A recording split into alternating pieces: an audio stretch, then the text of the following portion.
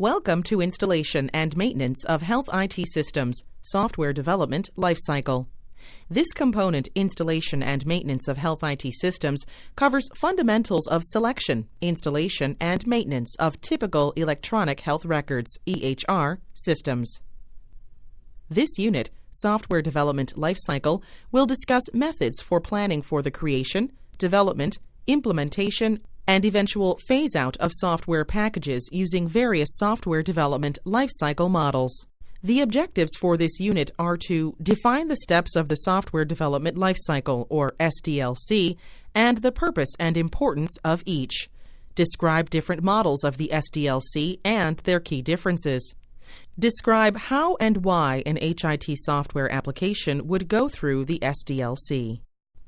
The SDLC is a well-developed concept from the IT world that promotes an organized, long-term view of the software you're working with from its birth to its death, hence the term lifecycle. It's important for those who work in healthcare IT to understand this model and apply it when appropriate. This will be crucial if you work in an institution that chooses to build its own EHR components. But even if your institution lets a commercial vendor make all the changes to the software, it will be helpful to understand the conceptual phases they are using, particularly since your institution's success will be dependent on the outcome. We'll start by describing the SDLC and its importance. Then we'll discuss the conceptual phases of the life cycle. Then we'll look at 3 different models: the waterfall, iterative, and spiral models, that illustrate different views of the relationships between the phases. Then we'll go through an example of the SDLC in practice. Finally, we'll close with more remarks about the role of the SDLC in EHR systems. The SDLC is a term used for modeling a detailed plan for the creation, development, implementation, and eventual phase-out of a software or software system package. It's a complete plan outlining how the software will be born, raised, and eventually retired from its function. Many different SDLC models exist. Each of these models was designed to fit a specific business needs model, to accommodate available resources and skills, or to take advantage of a specific programming language or toolset that would be used. Usually, these models can be divided into 2 categories: the waterfall model and the iterative model, each employing a different workflow philosophy. So why is SDLC important anyway? Well, as computers and software became integrated into the business environment and businesses became more dependent on computers not only to manage their business data but also to assist or track every aspect of the workflow process, it became increasingly apparent that poor design or failure of software can be quite costly in terms of lost productivity. Additionally, poorly designed software can increase security risks and decrease data integrity. Replacement of outdated or inadequate software can cost many thousands of dollars.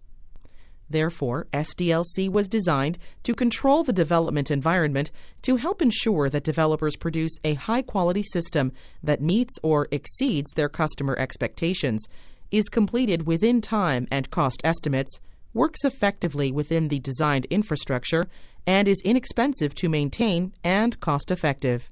Factors for developing a successful SDLC are not unlike those already discussed in previous units for developing your successful project plan or for selecting your EHR system. Again, these factors are not steps in your SDLC. Rather, they are elements that will dictate whether the SDLC will be followed, which in turn assures the success of the program being developed. Management support. Developers need to have the support of the management as much as possible, since management will dictate the business need, budgeting, and top-level buy-in for the product. Technical and business expertise. As in any field, there are experts, in this case programmers, who just know what needs to be accomplished, even when the objective is originally presented. These programmers know which SDLC model is most appropriate for the programming language or toolkits that need to be utilized to ensure the software project will be successful. Likewise, business experts are also critical in the software development cycle since they understand the overall demand and needed functionality for a particular software. Additionally, business experts can help determine whether the software will eventually show any cost savings over other products or processes. Determining the product focal points. Some parts of the program should be rated a higher priority than other parts. Choosing which elements are most important will allow developers to make decisions when issues arise, which may compromise the software's overall functionality, ensuring that there will always be some strong selling points in the developed software compared to a product that provides only mediocre service. Follow well-defined procedures. Developers should have a clear understanding of goals at each phase, along with the methods and accepted tolerances for evaluating each of the goals. Develop proper documentation for maintenance. Developing good documentation will help with the implementation and continued success of the product throughout its entire life cycle. Now, let's take a brief look at how these phases can relate to each other, initially using the so-called waterfall model. The initial assessment of feasibility is followed by an analysis phase, which is followed by the design phase, which is followed by the implementation phase, then the testing phase, then the maintenance phase. Contrast that with this iterative or incremental model, which starts with initial planning and research, then begins a cycle consisting of planning, requirements, analysis and design, implementation, testing, and evaluation, which repeats as needed until the decision is made to do deployment. We'll discuss the models in more detail at the end of this unit. Now, let's discuss what each phase generally entails. Initiation. In the software vendor world, where profits are realized by fulfilling consumer market needs with new software products, initiation is where a need is identified for a new software system. Software development companies use this stage to determine the needs of the present market. The software vendor's management is often involved in this stage, as they want to determine what the developers have to do and how it will impact the market. In a clinic or other healthcare institution, this need is usually identified by clinicians or staff, such as a flawed workflow process or other issue. For instance, a healthcare clinic currently uses 3 different programs to record patient data, dispense online prescriptions, and run the business office, requiring a lot of work overlap and generation of paper documentation between systems. Both the physicians and the billing department are looking for a more efficient way to communicate and improve efficiency. They would like a system that can communicate seamlessly between the various business components and streamline operations.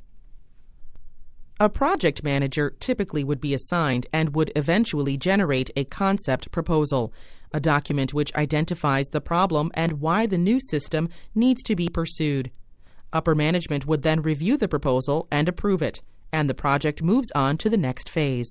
The concept development phase begins when the concept proposal has been formally approved, but when additional study and analysis are required prior to system development activities. We begin to analyze what will be necessary to complete the project. Here, all relevant factors are analyzed to develop the project scope. Several reports can be created here. Feasibility study. In other words, will it work? Cost-benefit analysis. In other words, is the cost really worth it? System boundary. In other words, how far should the project go? Risk management. In other words, what will happen if we don't do it? These reports are then presented to the powers that be, and a decision is made whether or not to go ahead. They approve the funding. If they give their approval, it's on to the next phase. During the planning phase, we determine who is doing what, when, and how, along with the personnel and other resources that will be needed to complete the project. For instance, should we use existing personnel or hire consultants? During this phase, we determine what developmental resources will be required to create the specific software. Other questions are also contemplated during this phase. Should we develop in-house software or buy it off the shelf? What are the deliverables, such as completed software programming and documentation, user manual, training, testing plans, etc.? Finally, a planning document is submitted to management for approval. The requirements analysis phase focuses on what the system will do in an effort that considers all stakeholders, including sponsors and potential users, as important sources of information. During this phase, you will determine what operating system, or OS, and interfaces are required. For example, will it run with Windows or Linux? Here you will answer a number of other questions as well. What functionality will be required? Should it be run with the mouse, keyboard, or touchscreen input? How much training will be required of the user? Will a new room be needed for the hardware that runs the system? There are a variety of techniques that can be used to gather the requirements, but some key points to remember are that the requirements must be systematic, verifiable, related to identified business needs or opportunities, and defined to a level of detail sufficient for system design. Once the requirements documentation is approved, the project moves on to the design phase. The design phase takes those requirements and develops a detailed blueprint outlining the software specifications. Here, the program architecture, which defines the various software components along with their interfaces and behaviors, is established. The design phase is also where much of the program documentation begins to take shape, including the maintenance manual, operations manual, and training manual. Flaws in the original planning, which require some adjustment, are often revealed during the design phase. The system is built during the development phase. This includes source code files, header files, make files, and binaries. This is where everything is coded and assembled, and the actual design of the system is realized as living, breathing software. This process is usually a team effort with its own set of sub-goals and milestones, involving many software developers who coordinate their efforts to realize a final product. Integration and testing of the entire system is a formal, documented testing procedure, which ensures that the system performs as designed. Testing the rollout of the system also begins, including migration of existing data into the new system, as well as usability. Usually, the system is rolled out over a weekend so that if anything goes wrong, the old system is still active and available. Integration and testing is a critical step. If the software fails testing, it cannot be trusted to work. Approval of testing and test results is necessary before the project moves into the next phase, implementation. Now that the software has been formally tested and passed, it is time for distribution to the production environment. In this implementation phase, user training takes place. Previous data is migrated and the system is brought online.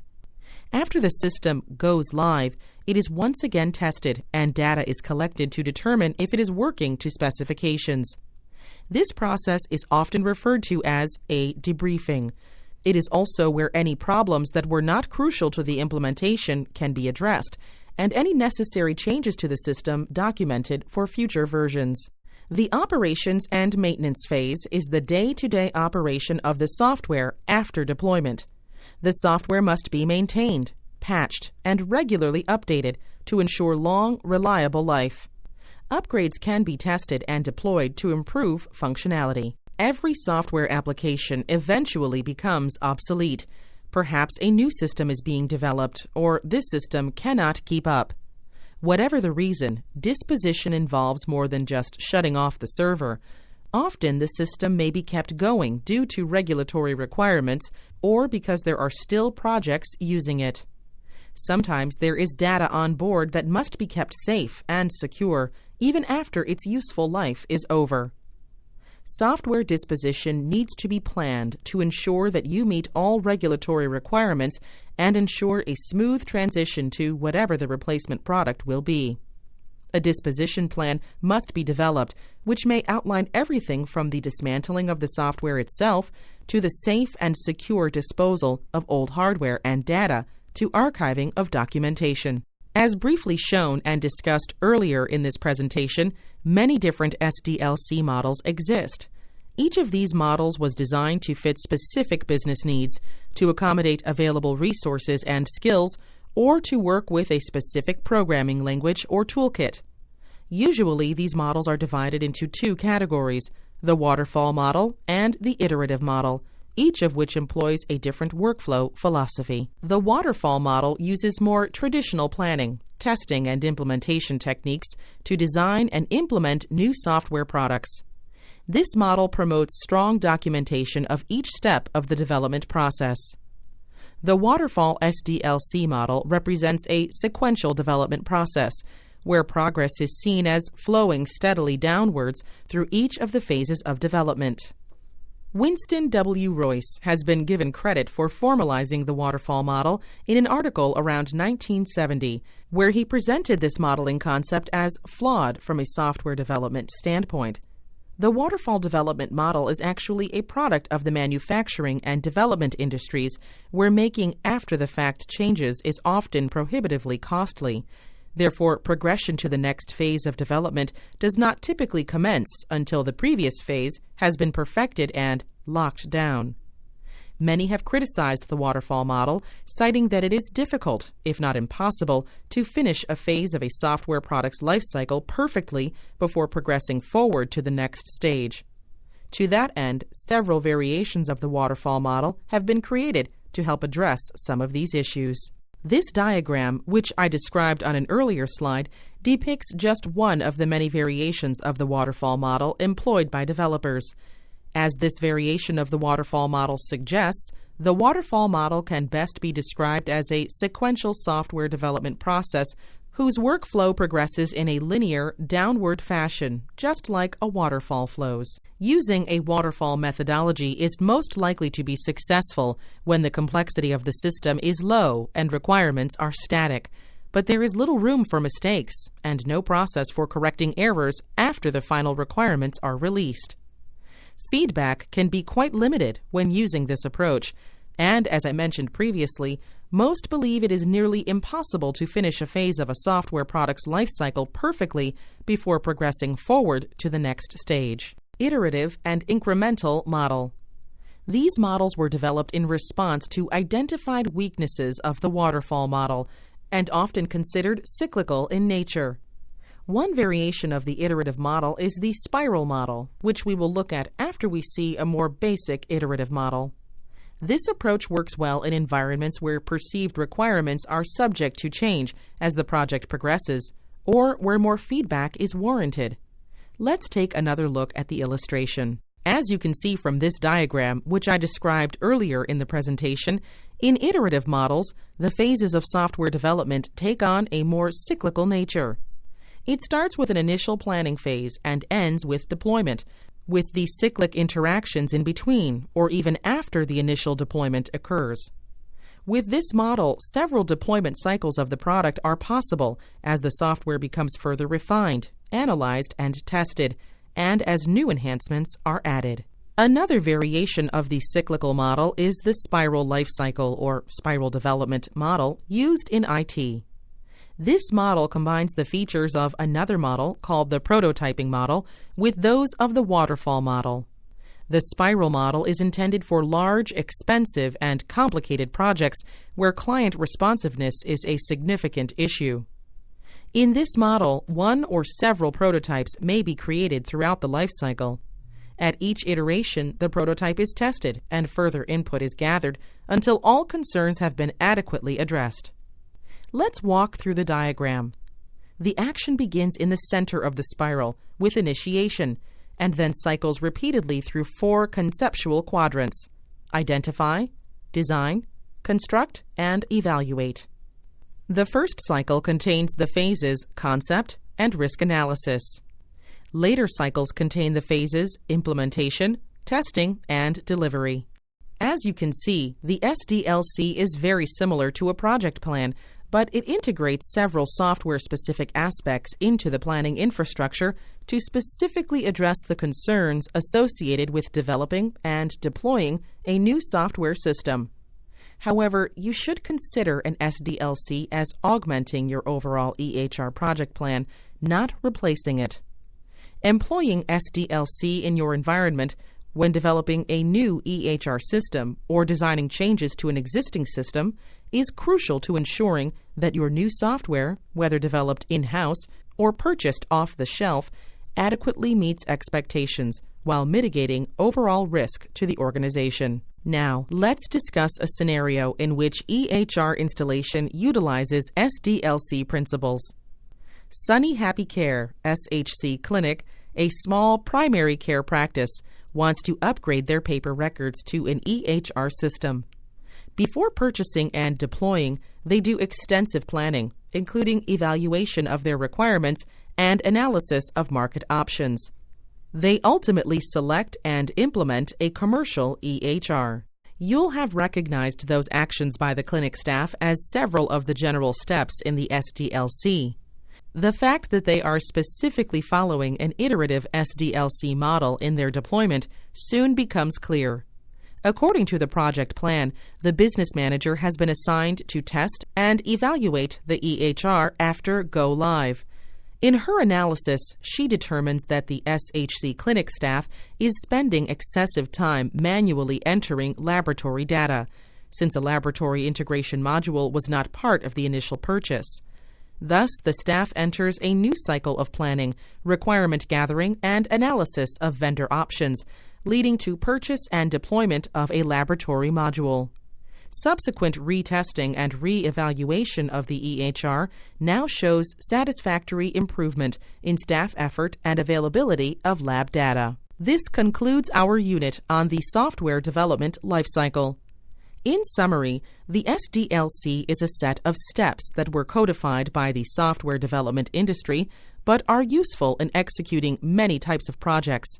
Common steps include concept development, planning, requirements analysis, design, development, integration and testing, implementation, and operations and maintenance.